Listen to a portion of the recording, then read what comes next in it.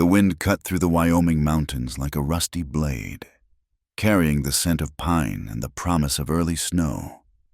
Sarah Whitman pulled her threadbare shawl tighter around her shoulders, her eyes scanning the darkening horizon. Behind her, little Emma clung to her skirts while Thomas, barely 7, tried to look brave despite his chattering teeth. They had been walking since dawn, following what remained of an old trapper's trail that wound through the foothills. The last of their hardtack had been consumed that morning, washed down with water from a half-frozen stream. Sarah's boots, already worn thin from months of wear, offered little protection against the sharp rocks and creeping cold. "Mama, I'm hungry," Emma whispered, her voice barely audible above the wind. "I know. Sweet girl. Just a little further." Sarah forced a smile she didn't feel, her heart breaking at the lie. She had no idea how much further they could go, or where they were heading. Away was all that mattered, away from Clearwater, away from the sideways glances and whispered accusations that had followed them since Jacob's death. The town had been quick to turn on them. Jacob Whitman might have been a drunkard and a gambler, but he was one of their own. When he'd failed to return from what he'd called a hunting trip, leaving behind a stack of IOUs and empty promises, the good Christian folk of Clearwater had decided his widow and children were fair game for their judgment. The Whitman woman's nothing but trouble, she'd heard Mrs. Henderson say at the general store. Living off charity, those children running wild, someone ought to send them to the county home where they belong. Sarah had packed what little they owned that very night. Now, as darkness crept across the mountainside, she questioned her desperate decision. The temperature was dropping fast, and the wind carried the wet smell of approaching snow. Thomas stumbled beside her, his small hand cold in hers. "Look, Mama!" He pointed ahead. "Light!" Sarah's heart leaped. Through the gathering gloom, she could make out a faint orange glow flickering between the trees. Smoke meant fire. Fire meant people. Her relief warred with caution. Not everyone in these mountains would welcome strangers, especially a woman alone with children. But they had no choice. The first snowflakes were already beginning to fall, and Emma's lips were turning blue. "Stay close," she told the children, leading them toward the light. The cabin materialized from the darkness like something out of a fairy tale. Rough-hewn logs chinked with mud, a stone chimney releasing a steady stream of smoke into the night sky. It sat in a small clearing, backed against a sheer rock face that provided natural protection from the north wind. Split firewood was stacked neatly along one wall, and Sarah could see the dark shapes of stretched hides on wooden frames. A mountain man's dwelling. Sarah hesitated at the edge of the clearing. These men who chose to live alone in the wilderness were often running from something, the law, civilization, or their own demons. But Emma swayed on her feet, and Thomas's brave facade was crumbling. She approached the heavy wooden door and knocked. The silence stretched so long, she raised her hand to knock again when the door suddenly swung open. The man who filled the door frame was everything she'd feared and more. Tall and broad-shouldered, with hair the color of dark honey that hung past his collar and a beard that hadn't seen a razor in months. But it was his eyes that caught her, gray as winter storm clouds, cold and assessing. He held a rifle loosely in one hand, though it wasn't quite pointed at them. His gaze swept over her, taking in the children, their obvious exhaustion, the snow beginning to dust their shoulders. "Please," Sarah began, her voice cracking. "My children, we're lost. The storm." He studied them for another long moment, and Sarah saw something flicker in those gray eyes. Without a word, he stepped aside. The cabin's interior was sparse but clean. A single room with a stone fireplace dominating one wall, a narrow bed with a bear pelt covering, a rough table with 2 chairs, traps hung from wooden pegs, along with a powder horn and various tools. The smell of wood smoke, leather, and something savory cooking over the fire made Sarah's empty stomach clench. The children huddled close to her as the man closed the door against the wind. In the firelight, she could see him better, perhaps 35, with the weathered look of someone who'd spent years under an unforgiving sun. His clothes were a mix of buckskin and homespun, practical and well-maintained. "Sit," he said, the first word he'd spoken. His voice was rough from disuse, like a rusty gate. Sarah guided the children to the bench near the fire. They sat in awkward silence, the only sounds the crackling flames and the wind howling outside. The man moved to the fireplace, ladling something from a pot into a wooden bowl. He handed it to Sarah. Venison stew, thick with wild roots and herbs. Her hands shook as she took it. "Children first," she said softly, though her own hunger was a living thing. He fetched 2 more bowls without comment. Sarah fed Emma and Thomas, tears threatening as she watched them gulp down the hot food. When had they last eaten a proper meal? The man settled into a chair across from them, those storm-gray eyes never leaving her face. Sarah felt exposed under his gaze, acutely aware of their bedraggled appearance, of how desperate they must look. "Thank you," she managed when the children had eaten their fill. He nodded, then gestured to the remaining stew. "Eat." She didn't need to be told twice. The food was simple but good, warming her from the inside out. When she finished, she found him still watching her. "Where's your man?" he asked bluntly. "Dead," Sarah replied, lifting her chin. "6 months now, and you're running." It wasn't a question. Sarah's fingers tightened on the empty bowl. "We had no choice. The town, they wanted to take my children." Something shifted in his expression, though she couldn't read what. He rose and added another log to the fire, sending sparks spiraling up the chimney. "Storm will last through tomorrow at least," he said. "Maybe longer." Sarah's heart sank. She'd imposed enough on this stranger's hospitality, but where could they go? The thought of taking the children back out into that cold darkness was unbearable. She began, then stopped. What could she offer? They had no money, nothing of value except... She looked at her children. Emma already drowsing against Thomas's shoulder, both of them warm and fed for the first time in days. Her pride warred with desperation, and desperation won. "If you feed my children," she heard herself say, the words tumbling out before she could stop them, "I'll be your wife." The silence that followed seemed to last forever. The man went very still, his back to her as he stared into the fire. Sarah's cheeks burned with shame. What kind of mother bargained herself like goods at market? But what choice did she have? When he finally turned, his face was unreadable in the dancing shadows. "What's your name?" he asked. "Sarah. Sarah Whitman. These are my children, Thomas and Emma. Elias McBride," he said. Then, after another long pause, "You can stay." Sarah's relief was so profound she nearly wept, but she had to be clear, had to know what she was agreeing to. "As your wife." Elias studied her for a long moment, and she saw something in his eyes she couldn't quite name. Not desire or greed, but something deeper, more complex.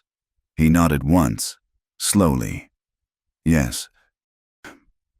The fire had burned low, casting dancing shadows across the rough-hewn walls. Sarah sat on the floor near the hearth, Emma's head in her lap. Thomas curled against her side. She stroked her daughter's dark hair, watching the steady rise and fall of their breathing. For the first time in weeks, her children slept without hunger gnawing at their bellies.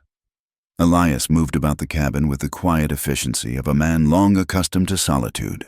He'd given them his bed, a simple frame with rope supports and a straw mattress covered in furs. Sarah had protested, but he'd silenced her with a look and spread his bedroll near the door. Now he sat at the table, cleaning his rifle by lamplight. The methodical movements of his hands, the soft whisper of cloth on metal, created an oddly soothing rhythm. Sarah found herself studying him in the dim light, this stranger who had become her lifeline. His hands were scarred. She noticed, not just from the hard life of a mountain man, but older marks, burns, perhaps, or injuries from long ago. He handled the weapon with reverence, each piece carefully cleaned and oiled before reassembly. "How long have you lived here?" she asked softly, not wanting to wake the children. Elias glanced up, seeming surprised she'd spoken. 7 winters. Alone? A shadow crossed his features. Yes. Sarah wanted to ask more, but sensed the boundary in his terse response. Instead, she looked around the cabin, taking in details she'd missed in their desperate arrival. Everything had its place, tools hung on pegs, provisions stored in wooden crates, dried herbs hanging from the rafters. It spoke of a man who valued order, who'd carved out a life of careful routine in this wilderness. "You're not from these parts," Elias said, not quite a question. "Ohio, originally. My parents had a small farm outside Cincinnati." Sarah smiled sadly at the memory. "They died of fever when I was 17. That's when I married Jacob." She didn't elaborate on how young and foolish she'd been, how Jacob's easy charm had seemed like salvation from grief and uncertainty, or how quickly that charm had soured into something else entirely. "He brought us west 5 years ago, said there were opportunities in Wyoming territory, chances for a new start." She laughed bitterly. "New starts were something Jacob specialized in. We never stayed anywhere long enough for his debts to catch up." Elias set aside the rifle, his gray eyes thoughtful. "The children don't favor him." It was true. Both Thomas and Emma had inherited Sarah's dark hair and delicate features, nothing of Jacob's ruddy complexion and pale eyes. "They have his stubbornness," Sarah said diplomatically. Then, more honestly, "Though perhaps that's a blessing, they'll need it out here." A log shifted in the fireplace, sending up a shower of sparks. Sarah carefully moved Emma's head to a folded blanket and rose to add more wood. As she reached for a piece, Elias was suddenly there, taking it from her hands. "I can manage," she said. "I know you can." He placed the log carefully, adjusting it with an iron poker. "But you don't have to, not anymore." The words hung between them, heavy with implication. Sarah retreated to her spot by the children, wrapping her arms around her knees. What had she done? Promised herself to a stranger, bound her children's fate to a man she knew nothing about. "You think me shameless," she said quietly. "Bargaining myself like, I think you're a mother doing what needs done." Elias returned to his chair, his expression unreadable. Nothing shameless in that. Sarah studied him, searching for any sign of improper interest, any indication that he saw her as something to be possessed. But his gaze remained steady, almost impersonal. "Why did you agree?" she asked. "You don't know us." "We could be trouble you don't need." Elias was quiet for so long she thought he wouldn't answer. When he finally spoke, his voice was rough. "Maybe I know what it's like to have nowhere else to go." Thunder rumbled overhead, and the wind picked up, rattling the shutters. The storm was worsening. Sarah shivered despite the fire's warmth, thinking how close they'd come to being caught in it. "There are things you should know," Elias said suddenly. "About living here, about me." Sarah waited, sensing the effort it took him to speak. "I keep to myself. Don't go to town but twice a year for supplies. Don't welcome visitors. There's folks would say I'm not fit company for a woman and children. Are they right?" He met her gaze directly. "I don't know anymore. Been alone so long, I might have forgotten how to be around people." He gestured to the cabin. "This isn't much, hard living, especially come winter. You might come to regret. I regret nothing that keeps my children fed and safe." Sarah interrupted firmly. "We're not looking for luxury, Mr. McBride. Just a chance." Something shifted in his expression. Surprise, perhaps, or respect. "Elias," he corrected. "If we're to be married, you should call me Elias." The word married sat strangely between them. No church, no preacher, no proper ceremony. Just necessity, and a desperate bargain made by firelight. Yet Sarah had seen enough of the frontier to know such arrangements weren't uncommon. The wilderness had its own laws, its own ways of binding people together. "There's a traveling preacher comes through come spring," Elias offered, as if reading her thoughts.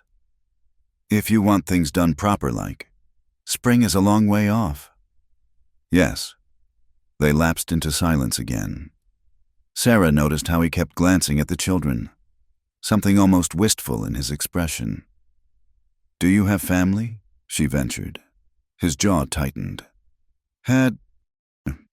The finality in that single word warned her not to press. Whatever had driven Elias McBride to this solitary existence in the mountains. It was a wound not yet ready to be exposed. Emma stirred in her sleep, whimpering. Sarah soothed her, humming softly, an old lullaby her own mother had sung. She became aware of Elias watching, his expression softer than she'd yet seen it. How old are they? Thomas is 7. Emma just turned 5. Sarah smiled. They're good children, though Thomas tries too hard to be the man of the family now. He'll need to learn mountain ways if you're staying. Both of them will. The practical consideration heartened her somehow. He was already thinking ahead, planning for their presence in his life. I can work, Sarah said. I can cook, clean, mend. I know some healing herbs. Can tend a garden. I won't be a burden. Didn't say you would be. I just want you to know. Sarah. Her name sounded strange on his lips, as if he were testing its weight. You made a bargain. So did I. I'm not a man who goes back on his word. Thunder crashed directly overhead, making Emma cry out. Sarah gathered her close, murmuring comfort. The storm was truly upon them now. Wind howling like a living thing. Snow battering the windows. Elias rose and checked the door's heavy bar, then the shutters. Every movement spoke of long practice, of countless storms weathered alone in this remote cabin. When satisfied all was secure, he returned to his bedroll. Best get some sleep, he said. Storm or no storm, there's work come morning. Sarah settled the children on the bed, tucking the fur robes around them. The mattress was surprisingly comfortable, the furs warm and soft. She lay beside her children but couldn't quiet her racing thoughts. In the darkness, she could hear Elias's breathing, steady and deep. Not quite sleeping, she thought, but watchful, guardian-like. It should have frightened her, this strange intimacy with an unknown man. Instead, she found it oddly comforting. Tomorrow would bring new challenges, new adjustments to this unexpected life. But tonight, her children were warm and fed, safe from both storm and those who would tear their family apart. For now, that was enough. Elias? She whispered into the darkness. A pause. Yes? Thank you. She heard him shift in his bedroll, could almost feel his surprise at her gratitude. Get some sleep, Sarah, he said gruffly. Long days ahead.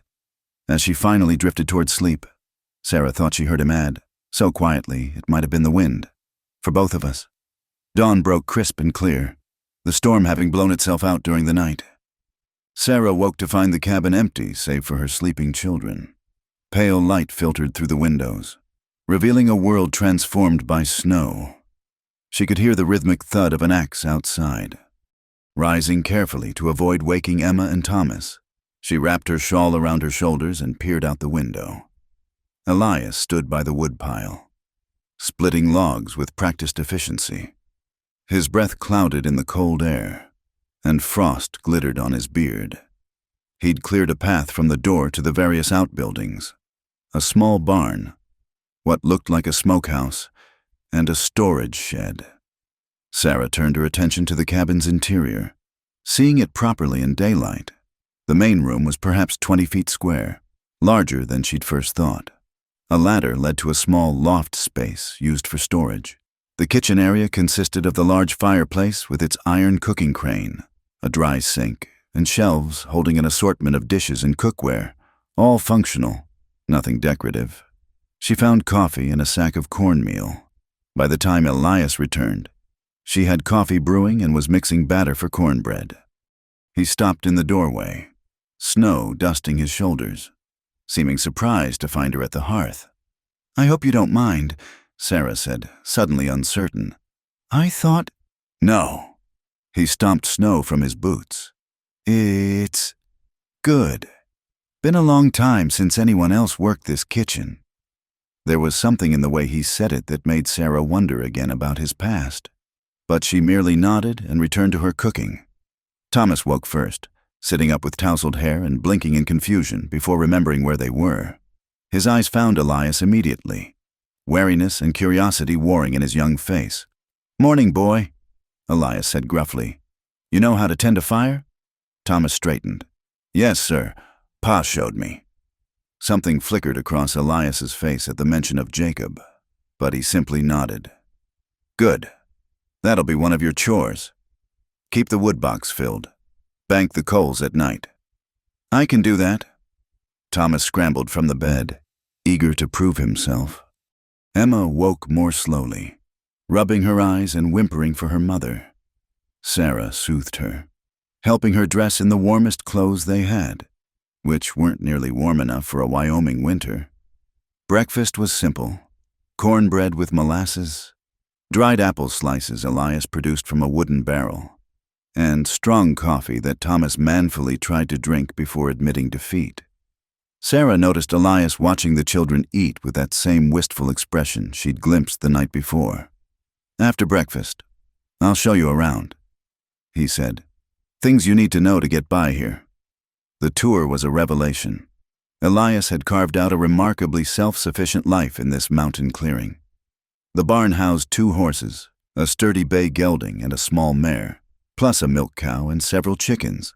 The smokehouse held venison, elk meat, and even some fish. The storage shed was stocked with preserved vegetables, sacks of flour and beans, and various supplies. "You do all this yourself?" Sarah asked, amazed. "Had 7 years to work at it." He showed them the spring-fed well that never froze, the root cellar dug into the hillside, the carefully maintained tools and equipment. "Out here, you plan ahead or you don't survive." Thomas was fascinated by everything, peppering Elias with questions. How did he preserve the meat? Where did he get the chickens? How deep was the well? Elias answered patiently, even seeming to warm to the boy's enthusiasm. Emma, meanwhile, had discovered the barn cat, an enormous orange tabby who graciously allowed her to pet him. "What's his name?" she asked Elias. He looked embarrassed. "Just Cat." "That's not a name," Emma protested. "He needs a real name." "You name him then." Emma considered seriously. "Pumpkin, 'cause he's orange." A smile tugged at Elias's mouth, the first real smile Sarah had seen from him. "Pumpkin it is." Back in the cabin, Sarah took stock of their situation. Their own supplies were pathetically meager: the clothes they wore, a few personal items, her mother's Bible. She found her sewing kit and set about patching Thomas's trousers, which had torn during their flight from town. Elias watched her work for a moment. "There's cloth in the storage shed, thread, needles, whatever you need. You sew?" "Enough to keep myself decent, but..." He gestured vaguely. "Woman's touch might be welcome." Sarah understood. The cabin was clean and organized, but utterly devoid of comfort. No curtains softened the windows. No rugs warmed the floor. It was shelter. Nothing more. "I could make some improvements," she offered carefully. "If you don't mind, it's your home now, too." The simple statement carried enormous weight. Your home, after months of uncertainty, of being unwelcome wherever they went. The words were almost overwhelming. The rest of the day fell into a rhythm that felt both strange and natural. Sarah cleaned and reorganized the kitchen area, while Elias took Thomas out to learn about tending the animals. Emma played with Pumpkin and helped her mother by sorting buttons from the sewing box. At midday, Sarah prepared a simple meal from the supplies available: bean soup flavored with smoked meat, more cornbread. Elias showed her where everything was kept, the system he'd developed for rotating preserved goods, using the oldest first. "Come springs, we'll put in a proper garden," he said. "Soil's good here, protected from the worst winds. The word suggested permanence, a future. That afternoon, while the children napped, Sarah found Elias at the table, working on a broken trap. She sat across from him, mending one of Emma's dresses. "Can I ask you something?" she said after a while. He glanced up, wary. "Why here? This place specifically?" Elias's hand stilled on the trap. For a moment, she thought he wouldn't answer. Then, "Came through here hunting, years back. The way the mountains cup this valley, the fresh water, the southern exposure. It sang to me, like it was waiting. Waiting for what? Maybe just waiting. He resumed work on the trap. Took 2 years to build the cabin. Hauled every log, chipped every chink. Some might say I was hiding. Maybe they're right, but a man can hide and still build something worthwhile. Sarah thought about that as her needle flashed through fabric. I was hiding too, she admitted. In that town, hiding from the truth about Jacob, about our situation, pretending respectability would be enough to keep us safe. Was it? No. She laughed bitterly. They were just waiting for an excuse to cast us out. The widow and her brats, living on charity, reminder of debts unpaid. Their loss, the simple statement, said so matter-of-factly, made her throat tight. As shadows lengthened, Elias prepared the evening meal, venison stew again, but with wild onions and herbs that transformed it into something almost elegant. Sarah watched him cook with the same careful precision he brought to everything. Tomorrow, I'll take you to the nearest neighbor, he said over dinner. Widow Garrett, about 5 miles downstream. Good woman. She'll help outfit you and the children proper for winter. I have no money. I do. Not much, but enough. He cut off her protest with a look. Can't have my family freezing come the first real cold snap. My family. The words settled around them like a blessing. That night, as they prepared for bed, the children already sleeping soundly, Sarah hesitated. They'd avoided discussing the physical realities of their arrangement, but the question hung between them. I keep my bedroll, Elias said quietly, understanding her unspoken concern. Until you say otherwise, we made a bargain, but I'm not. That is, I won't. Thank you, Sarah whispered, relieved and oddly touched by his consideration, as she lay beside her children, listening to the night sounds of the mountains. Sarah reflected on this first full day of their new life. It wasn't what she'd imagined for herself. Surely not the romantic dreams of her girlhood. But there was something solid here. Something real. Elias McBride was a mystery. Certainly, a man with ghosts in his eyes and years of solitude wrapped around him like armor. But he was also steady, competent, and surprisingly gentle with the children. And he'd given them sanctuary when the rest of the world had turned its back. Mama? Emma's sleepy voice broke through her thoughts. Are we staying here forever? Sarah smoothed her daughter's hair. I don't know about forever, sweet girl, but we're staying for now. Good, I like Pumpkin. Just Pumpkin. And the mountain man. He's nice, even if he doesn't smile much. From across the room came a sound that might have been a muffled chuckle. Sarah smiled in the darkness. Perhaps this strange new life would work out after all. The winter nights in the mountains held a particular quality of darkness. Deep, absolute, pressing against the windows like a living thing. Sarah had grown accustomed to it over the past 2 weeks, just as she'd grown accustomed to the rhythm of their new life. But tonight felt different. The wind carried an edge of menace, and even inside the sturdy cabin, she sensed something prowling beyond the circle of firelight. Elias noticed it too. Throughout dinner, his eyes had strayed to the shuttered windows, his head tilting at sounds only he could identify. The children, exhausted from a day of helping with chores, had fallen asleep early, but Sarah remained wakeful, darning stockings by the fire while Elias cleaned his rifle, not the casual maintenance she'd observed before, but a thorough, deliberate preparation. What is it? She finally asked. Wolves. He didn't look up from his work. Been tracking them for days. Packs moving down from the high country. Following the elk. Sarah's needle stilled. Are we in danger?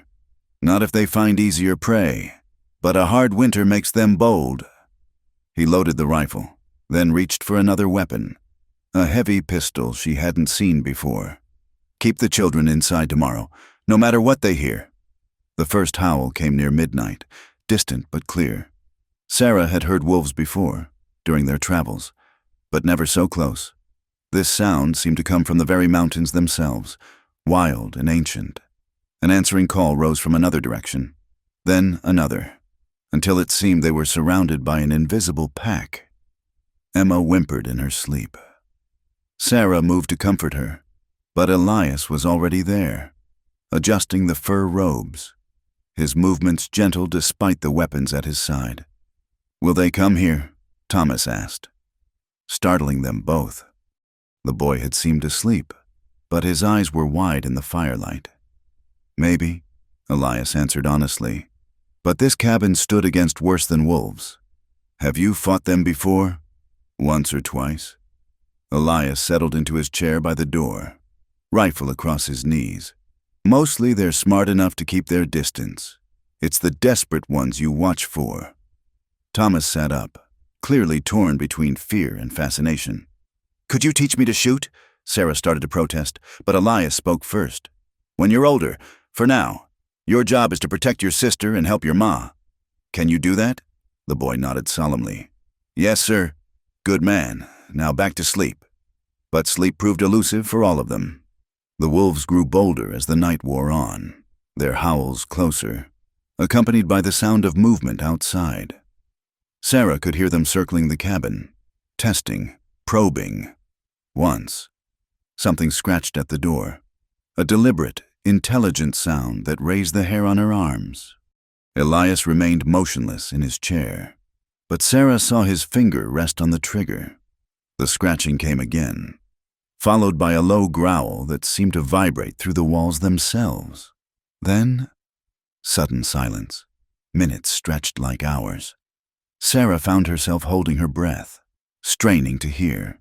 Even the wind had stilled, as if the mountain itself waited. The attack came from an unexpected direction, the roof. A heavy body landed above them, claws scrabbling on the wooden shakes, then another and another. Dust filtered down from the rafters. "They're trying for the chimney," Elias said calmly. He moved to the fireplace, adding wood until the flames roared high. "Sarah, take the children to the corner. Cover them with the table." She didn't argue, quickly rousing Emma and pulling both children to the far corner. The heavy table, overturned, provided a makeshift shelter. Thomas clutched his sister, trying to look brave despite his trembling. A wolf's head appeared in the chimney opening, eyes glowing red in the firelight. Elias's rifle cracked, the sound deafening in the enclosed space. The wolf fell back with a yelp, but another immediately took its place. "Persistent devils," Elias muttered, reloading with practiced efficiency. The assault continued. Wolves on the roof, at the door, testing the shuttered windows. Elias moved between defensive positions, each shot carefully placed. Sarah smelled gunpowder and fear, heard Emma crying softly despite Thomas's whispered comfort. Then came a different sound, splintering wood. One of the window shutters, weakened by years of weather, began to give way under repeated attacks. "Sarah!" Elias tossed her the pistol. "If anything gets through—" She caught the weapon, surprised by its weight. She'd never fired a gun, but she'd watched Jacob often enough. Point and squeeze. How hard could it be? The shutter burst inward. A gray wolf, lean and desperate, forced its way through the opening. Elias spun to fire, but another wolf chose that moment to drop partway down the chimney, jaws snapping. Sarah didn't think. She raised the pistol and fired at the wolf coming through the window.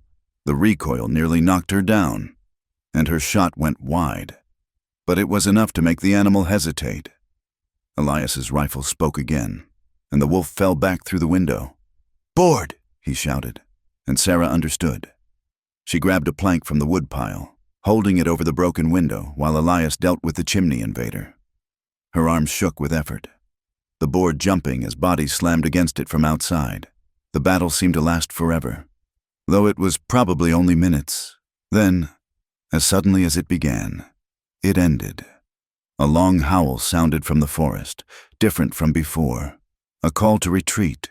The scratching and growling faded as the pack melted back into the night. Elias stood in the center of the cabin, rifle still ready, listening intently. Blood ran down his left arm where the chimney wolf had caught him with its teeth before he'd driven it back. "It's over," he said finally. "For tonight." Sarah lowered the board, her arms screaming in protest. Your arm. Later. He moved to the window, quickly nailing boards across the opening. Need to secure things first. She helped where she could, holding boards while he hammered, keeping the fire high to discourage any chimney adventures. When the immediate repairs were done, she insisted on tending his wound. The bite was ugly, but not deep. Sarah cleaned it with whiskey from Elias's medical supplies, trying not to notice how he didn't even flinch at what must have been considerable pain. She wrapped it carefully with clean cloth, aware of his eyes on her face as she worked. You did well, he said quietly. With the pistol. I missed. You acted. That's what matters. He caught her hand as she finished tying the bandage. Most would have frozen. Sarah became acutely aware of his touch, the calluses on his palm, the warmth of his skin. She pulled away, confused by her reaction. The children, she began, are safe, thanks to their mother. She turned to find Thomas and Emma peering out from behind the overturned table. Thomas looked awed. Emma tear-streaked but calm. Is it safe now? Emma asked in a small voice. Elias considered the question seriously. For tonight, tomorrow we'll strengthen the shutters, set some deterrents around the property. Wolves are smart. They'll remember this cabin's defended. Sarah settled the children back in bed, staying with them until they slept. When she returned to the main room, she found Elias standing watch at the damaged window, staring out at the darkness. Does this happen often? She asked. No, this pack's desperate. Probably lost their territory to a stronger group. They'll move on, find easier hunting grounds, and if they don't, he turned to look at her, then I'll do what needs doing to protect what's mine. The simple declaration sent an unexpected warmth through her. What's mine? When had she and the children become his to protect? You should rest, he said. I'll keep watch. I couldn't sleep now if I tried. She retrieved her darning, needing something to occupy her hands. Jacob used to tell stories about wolves, made them sound like monsters from fairy tales, but they're just animals trying to survive, aren't they? Everything in these mountains is trying to survive, Elias said. The wolves, the elk, the people. Sometimes survival means conflict. Is that why you came here? To survive? He was quiet for so long she thought he'd ignored the question. Then, I came here to escape. Surviving was just what happened while I was waiting to die. The stark honesty of it took her breath away. And now? He looked at her, then toward the bed where the children slept. Now I remember why surviving matters. They sat in companionable silence after that, the fire crackling between them. Outside, the wind picked up again, but it carried no howls, no threats. The danger had passed, at least for tonight. As dawn approached, painting the mountains pink and gold, Sarah found herself fighting exhaustion. Elias noticed, of course. Go on, he said gently. Sun's coming up. Wolves are night hunters. She rose, swaying slightly. What about you? I'll caution a bit longer. Check the perimeter once it's full light. Sarah hesitated at the ladder to the loft. Elias, thank you for protecting us. Something shifted in his expression. Surprise, perhaps, or something deeper. It's what family does. Sarah. Family. There was that word again, spoken like a promise, a foundation being laid one stone at a time. As she climbed to the loft, Sarah reflected that she'd learned something important tonight, not just about the dangers of mountain life, or even about Elias McBride's capabilities. She'd learned that when threatened. They'd stood together, fought together. Perhaps that's how all families were truly forged, not in comfort, but in facing the wolves at the door. The thaw came gradually to the mountains, announced first by the steady drip of melting icicles and the return of birdsong. Sarah stood at the cabin door, breathing in the crisp morning air that carried hints of earth awakening beneath the snow. 2 months had passed since the night of the wolves. 2 months of deepening winter that had bound them together in ways she hadn't anticipated.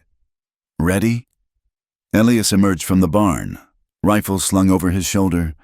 Today, he'd promised to teach her the basics of tracking and trapping, skills essential for mountain life. Thomas darted past her, eager as always to accompany Elias. The boy had grown in these winter months, not just in height but in confidence. He shadowed Elias constantly, absorbing everything from how to read weather signs to the proper way to split kindling. "Can I come too?" Emma appeared at Sarah's skirts, Pumpkin purring in her arms. "Not today, sweet girl. You'll help me with the bread. Remember?" Emma pouted but nodded. She'd learned that Mama's rules, like Elias's, were firm but fair. Sarah kissed her daughter's head, then followed Elias and Thomas into the awakening forest. The snow was still deep in places, but along the southern slopes, bare patches of ground showed through. Elias moved with quiet purpose, pointing out signs she would have missed. A broken twig here, a faint depression there. "Deer came through before dawn," he explained, crouching to examine tracks. "See how the snow's disturbed? Still crystals inside means fresh. By afternoon, sun would have melted them smooth." Sarah knelt beside him, aware of his proximity, the way his presence had become comfortable rather than threatening. His arm had healed well from the wolf bite, leaving only faint scars to join the others that marked his history. "What's this?" Thomas pointed to smaller prints crossing the deer trail. "Fox, probably following the deer, hoping they'd kick up mice from under the snow." Elias smiled at the boy's enthusiasm. "Good eye." They continued deeper into the forest, Elias teaching as they went, how to recognize game trails, where animals would shelter, which signs meant predators were near. Sarah found herself fascinated not just by the knowledge but by the way he shared it, patient, thorough, treating her questions with the same respect he showed Thomas's. At a partially frozen stream, he demonstrated setting a simple snare, not for big game, he explained, his hands sure despite the cold. But rabbits, maybe grouse, every bit helps. Sarah watched him work, remembering her life in town, purchasing meat already butchered from the general store, never thinking about where it came from. This direct relationship with survival felt more honest somehow, if harder. "Try it," Elias said, handing her a length of wire. Her first attempt was clumsy, fingers stiff with cold. The snare collapsed as soon as she tried to position it. Thomas giggled, then caught Elias's look and stifled it. "Again," Elias said simply. "Takes practice." He moved behind her, guiding her hands with his own. Sarah's breath caught at the contact, the careful way he showed her how to twist the wire, create the proper tension. She was acutely aware of his warmth, the solid presence of him. "Like that," he said softly. And she wasn't sure if he meant the snare or something else entirely. The snare held this time. Not perfect, but functional. "I did it." She turned to share her triumph and found him closer than expected, something warm in his gray eyes. "You did." He agreed, and for a moment, they simply looked at each other. Thomas's excited shout broke the spell. "Look, eagle!" High above, a golden eagle circled, majestic against the clearing sky. They watched until it disappeared beyond the ridge, carrying its own promise of spring. On the way back, Elias detoured to show them a sheltered grove where wildflowers would bloom come May. "Mountain roses," he said, pointing to thorny canes. "And lupines there. Whole meadow turns purple." Sarah tried to imagine it, this austere landscape transformed by color. "You've seen it often?" "7 springs now." He paused. "Always alone before?" The simple statement hung in the air. Thomas ran ahead, practicing his tracking skills, leaving them to follow more slowly. "Do you miss it?" Sarah asked. "The solitude?" Elias considered. "Thought I would. Spent so long convincing myself I preferred it." He glanced at her. "Turns out I was lying." "What changed?" "You knocked on my door." The directness of it made her heart skip. These past months, she'd watched him transform from the closed-off mountain man to something more. He smiled now, occasionally even laughed at Emma's antics. The children had worked their way past his defenses with surprising ease. And her? What had she worked her way toward? Back at the cabin, they found Emma had helped with the bread by decorating the table with flower handprints. Sarah sighed, but Elias chuckled. Artistic, he said, lifting Emma to his shoulders. Like snow on pine branches. Emma beamed, wrapping her small arms around his head. Can we make more? After we clean up these, Sarah said firmly, though she was smiling too. The afternoon passed in domestic rhythm. Sarah kneaded fresh dough while Elias repaired harness leather. The children played on the floor between them, Thomas showing Emma how to tie knots with scraps of rope. It was, Sarah realized, the kind of scene she'd imagined when she'd married Jacob, before reality had crushed those dreams. But this wasn't imagination. This was real, built day by day through shared work and quiet moments.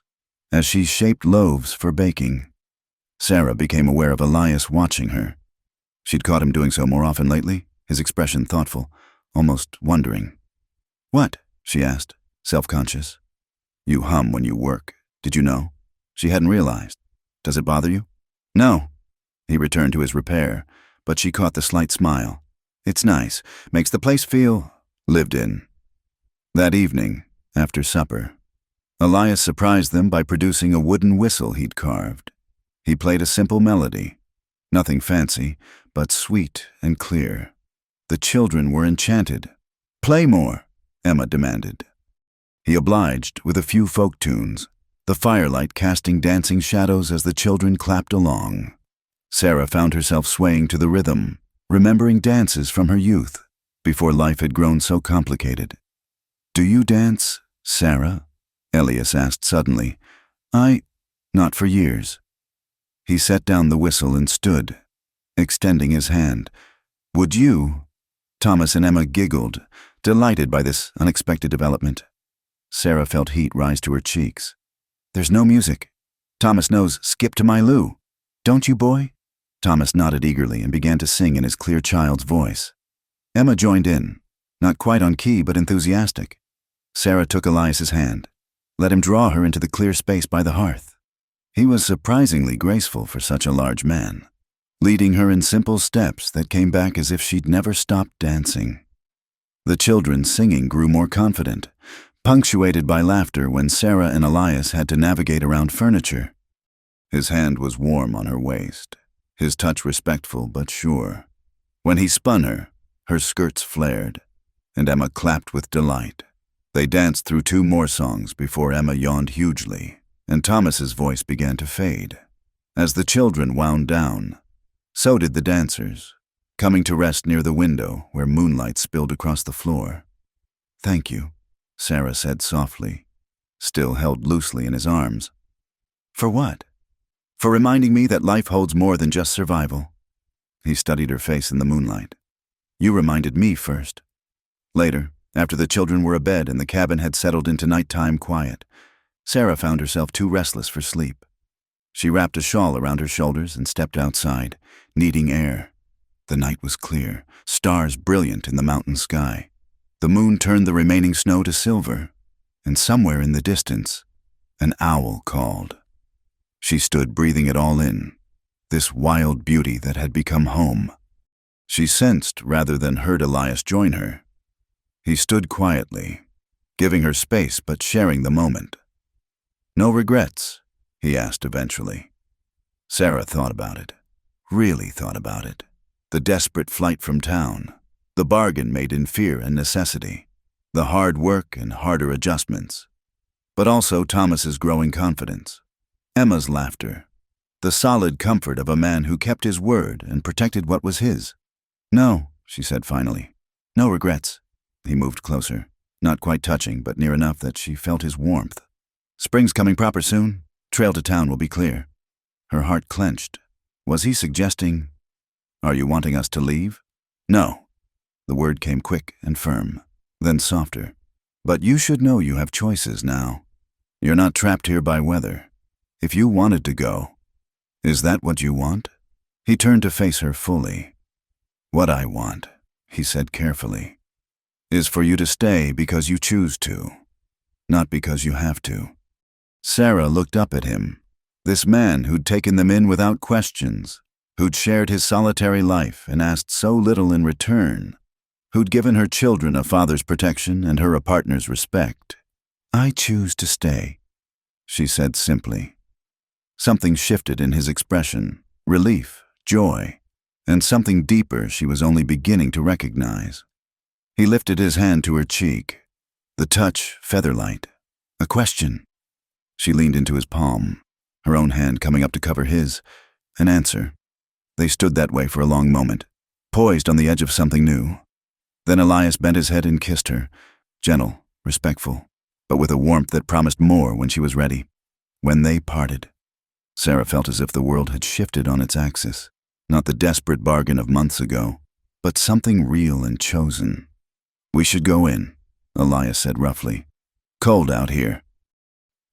But he took her hand as they walked back to the cabin, and Sarah knew that something fundamental had changed between them. The thaw had come to more than just the mountains. Spring was bringing new life to them all.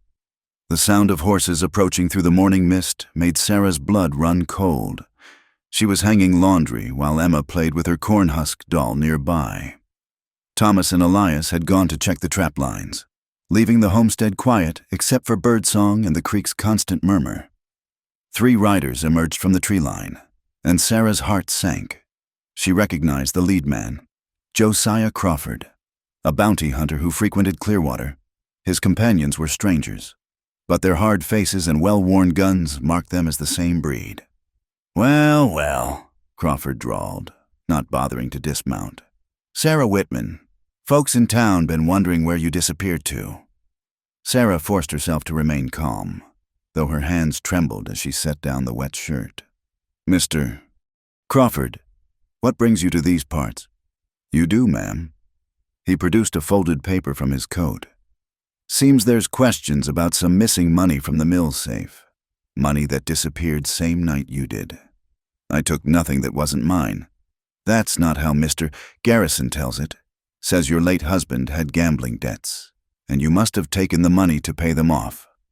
Crawford's smile was cold. "He's offering $50 for your return, enough to make the ride worthwhile."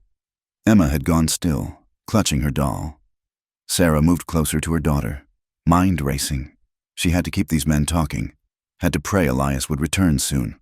"Jacob's debts died with him," she said. "I've taken nothing from anyone." "Maybe so," Crawford shrugged. "But that's for the law to decide, isn't it? You'll come along peaceful-like, or we'll take you anyway. Your choice." One of the other men had dismounted, moving to flank her. "Pretty little thing," he muttered. "Shame to see her in jail. The children stay here," Sarah said firmly. Crawford laughed. "Can't leave children alone in the wilderness. They'll come too. County home will take them till this is sorted." The county home. Sarah had heard stories, orphans used as unpaid labor, subjected to cruelties that made her stomach turn. She'd die before letting Emma and Thomas end up there. "Please," she began, but the sound of a rifle being cocked cut her off. Elias stood at the edge of the clearing, weapon trained on Crawford. Thomas was behind him, eyes wide but stance steady. "The lady said she took nothing." Elias's voice was deadly quiet. "That's good enough for me." Crawford's hand moved toward his pistol, then froze as Elias shifted the rifle slightly. "This ain't your business. Mountain man. It is now." Elias moved closer, never lowering the weapon. "See, that's my wife you're threatening. My children you're talking about taking. That makes it very much my business." Sarah saw surprise flicker across Crawford's face. Clearly, he hadn't expected her to have found a protector. "She's wanted for theft," Crawford insisted. "I've got paper. Don't care about your paper. I care about the truth. Sarah says she's innocent. I believe her." The flanking man had his hand on his gun now. "3 of us. 1 of you. Not good odds." "You're right," Elias agreed. "You should have brought more men." The tension stretched taut. Sarah pulled Emma behind her, ready to shield her daughter if shooting started. She could see Thomas trembling but holding his ground, trying to be brave like Elias had taught him. "Now," Crawford said slowly. "No need for bloodshed. We're reasonable men. Maybe we could come to an arrangement." "The only arrangement is you leaving. Now." "Can't do that. Garrison's paying good money." "How much?" Elias interrupted. Crawford blinked. $50, like I said. I'll give you $60 to ride back and tell Garrison you couldn't find her. Greed flickered in Crawford's eyes, but he shook his head. Can't do it. My reputation. Your reputation won't matter if you're dead. The words hung in the air like a physical presence. Crawford studied Elias, taking in the steady hands, the calm certainty. Sarah had seen Elias face down wolves with that same quiet confidence. Crawford, apparently, recognized a dangerous man when he saw one. This ain't over, Crawford said finally. Garrison won't give up. He'll send more men. Let him.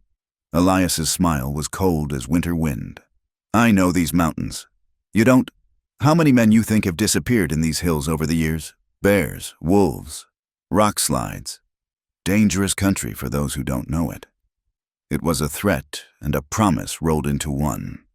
Crawford gathered his reins, but his eyes stayed on Sarah. You've made a powerful enemy. Ma'am, Garrison owns half of Clearwater. Then I'll stay out of Clearwater, Sarah replied, finding her voice. This is my home now. The three men wheeled their horses, but Crawford paused for one last word. We'll be back. Maybe not today, maybe not next week, but we'll be back, and next time, we won't come talking. They rode away, disappearing into the forest as suddenly as they'd appeared. Only when the sound of hoofbeats faded completely did Elias lower his rifle. Sarah's knees nearly buckled with relief. She reached for Emma, who burst into tears and buried her face in her mother's skirts. Thomas ran to them, trying to be strong, but clearly shaken. Pack what you need, Elias said quietly. We're going to town. Sarah looked up, startled, but Crawford said, We're not running. We're going to end this properly. His jaw was set with determination. Garrison's using the law as a weapon. Time we used it as a shield. They prepared quickly. Sarah dressed in her best clothes, still worn but clean and respectable. Elias surprised her by producing a suit of town clothes from his trunk, transforming himself from mountain man to something approximating a gentleman. You clean up well, she said, attempting lightness. He tugged at the collar uncomfortably. Man needs proper clothes sometimes, even hermits. The ride to Clearwater took most of the day. Sarah had never made the journey from Elias's cabin, had never thought to return to the place that had cast her out. But Elias was right. Running would only postpone the inevitable. They stopped first at the home of Samuel Morrison, one of the few men in town Jacob hadn't owed money to. The elderly shopkeeper received them cautiously, but warmed when Sarah explained their purpose. Always thought there was something off about that business, Morrison admitted. Night you left. Garrison was mighty quick to claim theft, almost like he'd been waiting for an excuse. Would you swear to that before the magistrate? Elias asked. Morrison nodded slowly. Might be others who would too. Your husband wasn't well liked, Mrs. Whitman, but Garrison's made his share of enemies. Folks might enjoy seeing him taken down a peg. They spent the night at Morrison's. Sarah and the children in the guest room, while Elias slept in the barn. The next morning, armed with Morrison's support and a growing list of townspeople willing to speak up, they visited the magistrate. Judge Theodore Blackwood was new to the territory, appointed just months before. He listened to Sarah's story with careful attention, occasionally asking pointed questions. Mrs. McBride, he said finally. Sarah started at the name, still unused to it. These are serious accusations. Mr. Garrison is a prominent citizen. Prominence doesn't equal honesty, Elias said bluntly. The judge's lips twitched. Indeed not. Very well. I'll require Mr. Garrison to provide evidence of this supposed theft. Real evidence, not just accusations. Until then, no bounty can be legally collected on Mrs. McBride. Relief flooded through Sarah, but the judge wasn't finished. However, I suggest you remain available should questions arise. Will you be returning to our homestead in the mountains? Elias supplied. About a day's ride north. We're not going anywhere. As they left the courthouse, Sarah spotted a familiar figure across the street. Garrison himself, red-faced and furious. in heated conversation with Crawford. His eyes met hers, and the hatred there made her shiver. "He won't give up easily," she murmured. "Neither will we." Elias took her arm, guiding her toward their horses. "Let him come. Truth's on our side." The ride home was quieter, each lost in thought. As they neared the cabin, Emma finally spoke up from her seat in front of Elias. "Are the bad men coming back?" "Maybe," Elias answered honestly. "But we'll be ready if they do." "Because we're a family?" Thomas asked. "And families protect each other." Elias reached out and ruffled the boy's hair. "That's exactly right." That night, after the children were asleep, Sarah found Elias standing guard on the porch, rifle within reach. "You didn't have to do this," she said softly. "Take on my troubles." He turned to look at her. "Your troubles became mine the night I agreed to your bargain. But Sarah," he paused, seeming to struggle with words. "It stopped being about obligation a long time ago." She moved closer, drawn by the warmth in his voice. "When? Maybe when Emma named that fool cat. Maybe when Thomas started following me around like a shadow. Or maybe—" He reached out, tucking a strand of hair behind her ear. "Maybe when I realized I'd been waiting my whole life for you to knock on my door." Sarah's heart swelled. She rose on her toes and kissed him, pouring all her gratitude and growing love into the gesture. When they parted, she saw her feelings reflected in his eyes. "We'll face whatever comes," she said. "Together." "Together," he agreed, pulling her close, as she stood in his arms, looking out over the moonlit valley that had become their haven.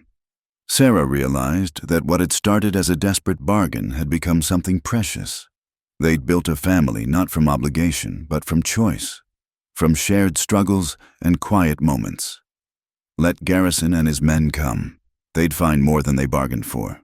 A family forged in hardship and bound by love, ready to defend what they'd built. The mountain wind sang through the pines, and Sarah smiled. She was home. Spring had fully arrived in the mountains, painting the meadows with wildflowers just as Elias had promised. The purple lupine swayed in the warm breeze as Sarah and her family made their way down the familiar trail to Clearwater. This time, they rode with heads held high, no longer fugitives but citizens returning to claim their rightful place. Word had spread through the town like wildfire. Judge Blackwood's investigation had uncovered more than just Garrison's false accusations against Sarah. The mill owner's books, when properly examined, revealed years of skimming profits and cheating workers out of fair wages. The very money he'd accused Sarah of stealing had never existed, a phantom sum invented to cover his own embezzlement. As they entered the main street, Sarah noticed the different quality of the stares they attracted, where once there had been suspicion and contempt.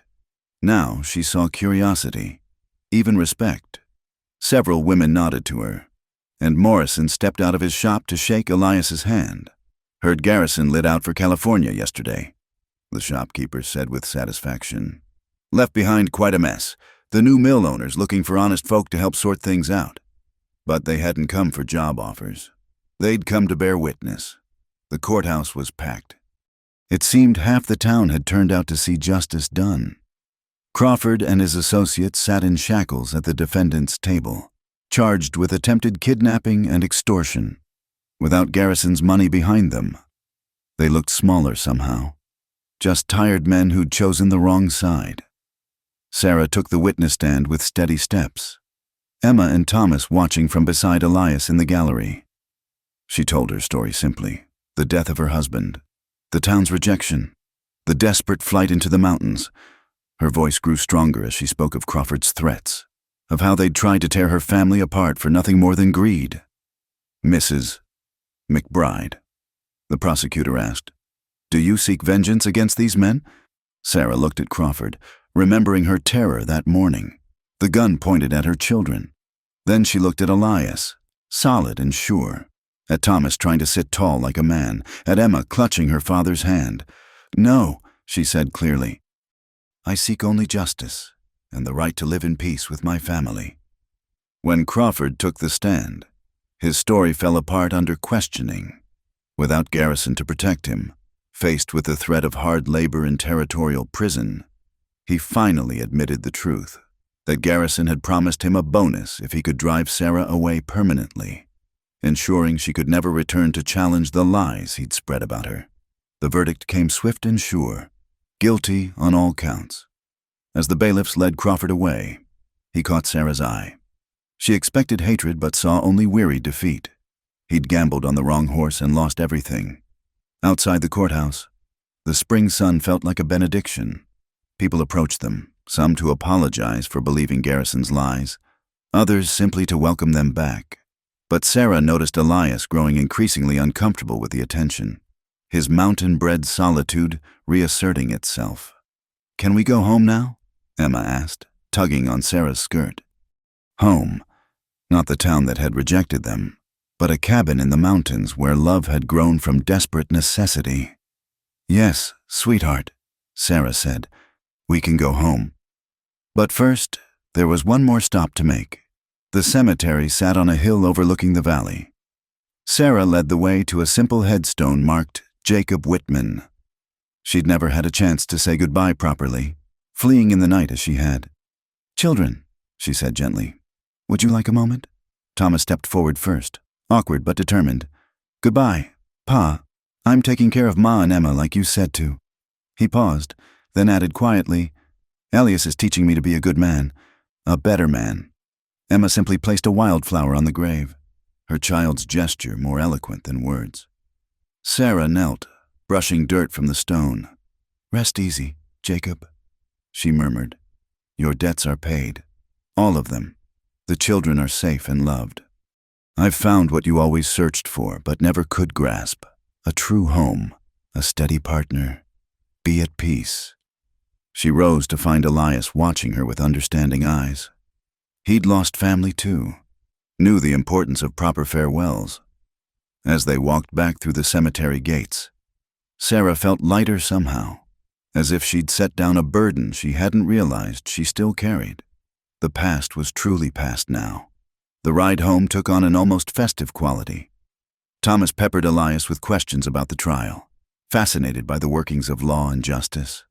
Emma sang little songs to her doll, secure in her father's arms. Even the horses seemed to sense the lifting of shadows, stepping lively on the familiar trail. As they climbed higher into the mountains, leaving the valley and its complicated human dramas behind, Sarah found herself thinking about the strange turns life could take.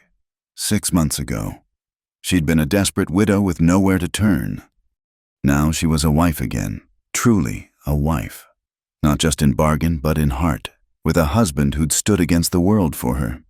"Elias," she said as they paused to water the horses at a mountain stream, "I never thanked you properly. For believing me, for fighting for us." He looked uncomfortable with the praise. "No need for thanks. Man protects his family." "Still," she touched his arm. "You gave us more than protection. You gave us a home, a future. You gave the children a father they can be proud of. They gave me something too," he said quietly, watching Thomas show Emma how to skip stones across the water. "Reminded me why life's worth living." That evening, back in their cabin, the simple routines of home felt precious. Sarah prepared supper while Elias and Thomas tended the animals. Emma set the table with exaggerated care, proud of her responsibility. When they gathered for the meal, Elias surprised them all by suggesting they say grace, something he'd never done before. "Seems fitting," he said gruffly when Sarah raised an eyebrow. "We've got much to be thankful for." They joined hands around the rough wooden table, and Sarah offered simple words of gratitude. For safety, for justice, for family, for home. When she finished, Emma piped up, "And thank you for Papa Elias, who scared away the bad men and keeps us safe." Sarah saw Elias blink rapidly, his stoic composure cracking. Thomas, not to be outdone, added, "And for teaching me to track and trap and be strong." "All right, enough," Elias muttered, but his voice was thick with emotion. "Food's getting cold." Later, after the children were abed and the cabin had settled into nighttime quiet, Sarah and Elias sat by the fire as had become their custom. But tonight felt different. The last external threat to their makeshift family had been resolved. The question now was, what came next? "The preacher Morrison mentioned will be through in a few weeks," Elias said carefully. "If you still want to make things proper." Sarah considered. Their bargain had long since transformed into something deeper. But there was something to be said for public vows, for standing before God and community to declare their commitment. "I'd like that," she said. "If you would." "I would." He took her hand, running his thumb over her work-roughened palm. "Want to do right by you. Sarah, you deserve a proper wedding, not just a desperate bargain." "That desperate bargain saved us all," she reminded him. "I'll never regret it." "Even so." He stood, drawing her up with him. "You deserve to be courted proper, to have a choice made in hope instead of fear." Sarah laughed softly. "Are you courting me now, Elias McBride?" "Trying to—" He pulled her close, and she went willingly into his arms. "Though I'm out of practice. Been a long time since I tried to win a woman's heart." "You won it already," she whispered. "That night with the wolves, when you stood between danger and my children. Every patient lesson you taught Thomas. Every time you lifted Emma onto your shoulders. Every quiet evening by this fire." He kissed her then, deep and sure, and Sarah felt the last of her walls crumble. This was no bargain, no arrangement of convenience. This was love, unexpected and hard-won, grown from the rocky soil of necessity into something beautiful and strong. When they parted, she saw her own wonder reflected in his eyes. "Stay with me," he said roughly. "Not because you have to anymore, but because you want to. Build a life with me here, a real life. Be my wife in truth, not just in name." "Yes," Sarah said simply. "Yes to all of it." Outside, a wolf howled in the distance. Not a threat now, just another voice in the mountain chorus. Inside the cabin, safe in the circle of lamplight and love, a family forged from hardship and hope settled in for another night, another step in their journey together. The forced bargain had become a willing choice, desperation transformed into devotion, and in the morning, they would wake to face whatever came next, secure in the knowledge that they would face it together. The sunset painted the Wyoming mountains in shades of rose and gold, the same colors that had welcomed Sarah on that desperate night 6 months ago. But now, as she stood in the doorway of the cabin that had become home, everything had changed. The traveling preacher had come and gone 3 days past, leaving behind a properly married couple and a family bound by law as well as love. Sarah touched the simple gold band on her finger. Elias had traded a winter's worth of pelts for it in town. Not fancy, but real and solid, like the man who'd placed it there while Thomas and Emma looked on with shining eyes. "Mama, look!" Emma called from the garden plot, where green shoots pushed through the dark earth. "The beans are growing. I see them. Sweet girl." Sarah smiled, remembering how Elias had helped the children plant those seeds, his large hands gentle as he showed them how to space each one properly. The sound of axes rang through the clearing. Elias and Thomas were working on an addition to the cabin, a proper bedroom for the children, giving them all more space. Thomas wielded his smaller axe with determination, mimicking Elias's movements, pausing only when the older man corrected his grip or stance. "If you feed my children, I'll be your wife." The words echoed in Sarah's memory as she watched her son learn and grow under Elias's patient guidance. What had begun as a desperate plea had transformed into something neither of them could have imagined. "You're smiling," Elias observed, having approached while she was lost in thought. Sweat darkened his shirt despite the cool mountain air, and sawdust clung to his beard. "Just remembering?" she said softly. He followed her gaze to where Thomas struggled with a particularly stubborn log. "Boy's got determination. Reminds me of his mother." "He reminds me of you now," Sarah corrected. "The way he sets his jaw when something's difficult. That little nod when he figures something out." Elias looked pleased and embarrassed in equal measure. He still struggled sometimes with open emotion, though the children had worn down many of his walls. "Supper's nearly ready," Sarah said, changing the subject to spare him. "Call Thomas." But before he could, The sound of an approaching wagon made them both tense. Visitors were rare, and their last uninvited guests had brought nothing but trouble.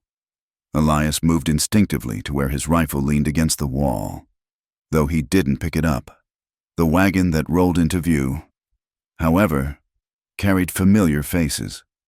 Widow Garrett from downstream, along with her grown son and daughter-in-law, their own children peering out from the wagon bed.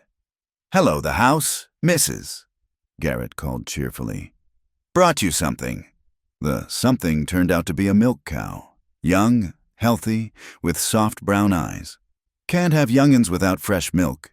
"Mrs.," Garrett declared, waving away Sarah's protests. "Consider it a wedding gift, proper late though it is." The children were ecstatic. Emma immediately named the cow Buttercup, while Thomas importantly discussed feed and shelter with young Robert Garrett. The adults gathered around the table Sarah hastily extended with planks across sawhorses, sharing news and gossip from the scattered mountain community. "Heard what happened in town, Mrs., Garrett said, her weathered face serious. "That Garrison fellow got his comeuppance, did he? Good riddance.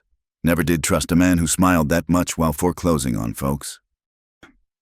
"It's finished now," Elias said firmly, his arm settling protectively around Sarah's shoulders. "We've put it behind us." "Mrs." Garrett studied them both with knowing eyes.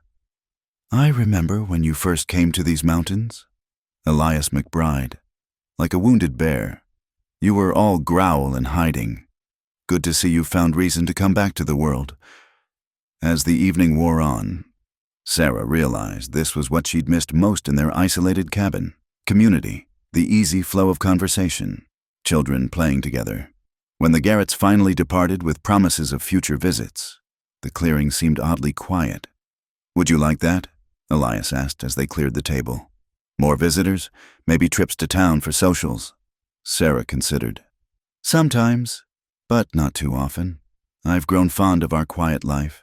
He smiled, a full, real smile that transformed his weathered features. "Mountains gotten into your blood?" "Something has," she agreed, but she was looking at him when she said it. That night, as had become their custom, they sat by the fire after the children were abed. But now Sarah sat beside Elias on the bench he'd built, his arm around her, her head on his shoulder. The physical distance that had marked their early days together had vanished, replaced by the easy intimacy of a couple who'd chosen each other fully. "Thomas asked me something today," Elias said into the comfortable silence. "Wanted to know if he could call me Pa instead of Elias." Sarah lifted her head to look at him. "What did you tell him?" "That I'd be honored." His voice was rough with emotion. "If it's all right with you." "Of course it is." She touched his face, feeling the wetness on his cheeks. "You've been their father in all but name for months now." "Never thought I'd have this again," he admitted. "Family, purpose. After Mary and little James died, I thought that part of my life was over." It was the first time he'd spoken the names aloud. His first wife, his son, lost to fever years ago. Sarah had pieced together the story from fragments, but hearing him voice it was different. "They'd be glad," she said gently, "knowing you found happiness again." "You think so?" "I know so. Love isn't diminished by being given again. Elias, it grows." He pulled her closer, and they watched the fire burn low, each lost in thought but anchored by the other's presence. The next morning brought a surprise. As Sarah went to milk Buttercup, she found Thomas already there, sleeves rolled up, working with focused concentration. "Pa showed me how yesterday," he said proudly. "Said a man should help with all the work, not just the parts he likes." "Pa," the word made Sarah's heart swell. "You're doing wonderfully," she assured him. "Your pa's a good teacher. The best." Thomas agreed with the absolute certainty of childhood. "He's teaching me to read tracks, and next year he says I can go on the big hunt if I keep practicing." Sarah watched her son work, seeing the confidence that had bloomed in him these past months. The scared, too serious boy who'd tried so hard to be the man of the family had relaxed into childhood again. secure in the knowledge that Elias would handle the grown-up worries. Later, as she worked in the garden with Emma chattering beside her, Sarah reflected on how naturally they'd all settled into their roles. The desperate bargain struck in fear had given them time to discover what they truly meant to each other. "Mama," Emma said suddenly, "are you happy?" Sarah looked at her daughter, surprised by the question. "Yes, sweetheart, very happy. Are you?" Emma nodded emphatically. "I like it here. I like having a PA who doesn't yell or go away. And Pumpkin likes it too." The cat in question was stalking something in the tall grass, his orange fur bright in the morning sun. Even he had grown sleek and content, no longer the half-wild barn cat they'd first met, as if summoned by their conversation. Elias appeared from the forest path, Thomas beside him carrying a string of fish. They'd been to the stream. Another lesson in providing for the family. "Look, Mama," Thomas called. "I caught 3 myself. They're beautiful," Sarah praised. And they were. Silver trout that would make a fine dinner. Elias met her eyes over the children's heads, and in his gaze, she saw reflected her own contentment. This was what they'd built together, not just a shelter from the storm, but a true home. That evening, as they prepared the fish for dinner, working side by side in practiced harmony, Elias suddenly spoke. "Do you remember what you said that first night?" Sarah's hand stilled. "If you feed my children, I'll be your wife." "I've fed them," he said quietly. "But you've given me so much more than you promised. You've given me back my life. Sarah, my heart." She turned to him, flour still on her hands from the cornbread she'd been making. "We saved each other," she said simply. "That's what families do." He kissed her then, there in their simple kitchen with the children giggling at the table and the mountain wind singing through the pines. It was a kiss that spoke of journeys ended and new ones beginning, of love found in the most unexpected places. When they parted, Emma called out, "Tell the story again, about the night we came here." It had become a favorite tale, told and retold with small embellishments each time. Sarah and Elias exchanged smiles and settled in to share the story once more, how a desperate mother had knocked on a stranger's door, how a lonely mountain man had let them in, how a family had been forged from necessity and tempered by trials. As Elias's deep voice wove the familiar narrative, Sarah added her own touches, the children chiming in with their memories. The lamplight cast a warm glow over them all, creating a perfect circle of belonging. Outside, night settled over the mountains, bringing its chorus of wild sounds. But inside the cabin, there was warmth and light and love. A woman who'd found strength she didn't know she possessed. A man who'd rediscovered his heart. And 2 children who'd gained a father. The bargain had been fulfilled beyond all imagining. Where once there had been only survival, now there was life abundant. Where once there had been loneliness and desperation, now there was family and hope. Sarah looked around at her family, for that's what they truly were now, in every way that mattered, and smiled. "If you feed my children, I'll be your wife," she murmured one more time. Elias caught her hand, bringing it to his lips. "And if you'll have me," he replied, "I'll be your husband, their father, for all the days to come." "Deal," Sarah laughed, and sealed it with a kiss while the children applauded and the fire crackled its blessing.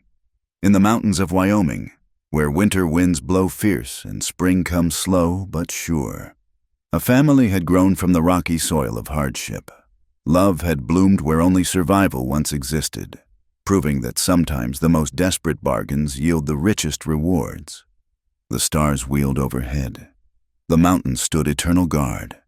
And in one small cabin, 4 hearts beat as one, a testament to the power of love, trust, and the courage to say yes when life offers a second chance. Thank you so much for listening to this Wild West love story. I hope Sarah and Elias's journey touched your heart as much as it touched mine. Where are you listening from today? Please share in the comments below. I love connecting with listeners from around the world. Don't forget to subscribe to From Wild West channel and let me know your thoughts about this story. Did you see the love growing between our characters? What was your favorite moment? Your comments inspire me to keep sharing these tales of love and courage from the American frontier.